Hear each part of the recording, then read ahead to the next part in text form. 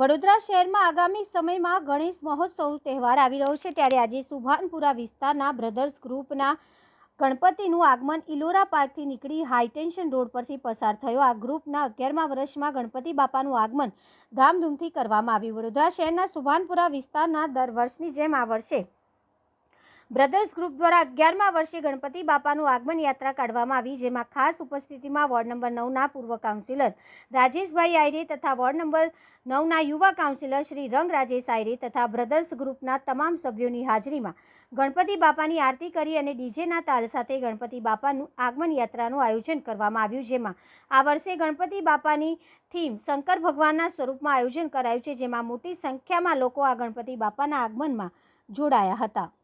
નગરી ધર્મપ્રિય નગરી અને એની અંદર પશ્ચિમ વિસ્તાર જેવી રીતે આપ જોઈ રહ્યા છો કે દિવસે દિવસે ગણપતિ બાપાનો તહેવાર નજીક આવી રહ્યો છે, ગણેશ ચતુર્થીનો તહેવાર નજીક આવી રહ્યો છે, એવી જ રીતે આજના દિવસે પશ્ચિમ વિસ્તારની અંદર આવેલું બ્રધર્સ ગ્રુપ અને એની અંદર પણ અમારા સુનિલભાઈ, પ્રેમભાઈ તેમજ તમામ જે બ્રધર્સ ગ્રુપ છે એમના તમામ જે યુવાનો છે, ખાસ કરીને યુવાનો એટલે કહીશ કે આ કોઈ પર્ટિક્યુલર એક સોસાયટીના નહીં પણ દરેક અલગ અલગ વિસ્તારના છોકરાઓ એકત્રિત થઈને આ ગણપતિ બાપાનો અહીંયા બેસાડતા હોય છે। એનું આગમનથી લઈને બાપાની સ્થાપનાથી લઈને તમામ વ્યવસ્થા કરતા હોય છે અને દર વખતે કંઈ નવા અલગ કોન્સેપ્ટ સાથે એ કૃષ્ણ ભગવાનના અવતારમાં હોય કે વિષ્ણુ ભગવાનના અવતારમાં હોય, સાથે એવી રીતે ગણપતિ બાપા આ વખતે મહાદેવના અવતાર સાથે વિરાજમાન થઈ રહ્યા છે। ત્યારે આ તમામ જે આયોજન કર્યું છે એવા અમારા બ્રધર્સ ગ્રુપના તમામ યુવાનોને આજના દિવસે ખૂબ ખૂબ શુભેચ્છા પાઠવીએ છીએ।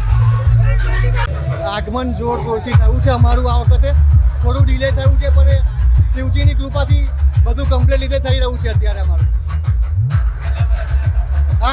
11મું વર્ષ છે, 11મું વર્ષ ચાલી રહ્યું છે અમારું।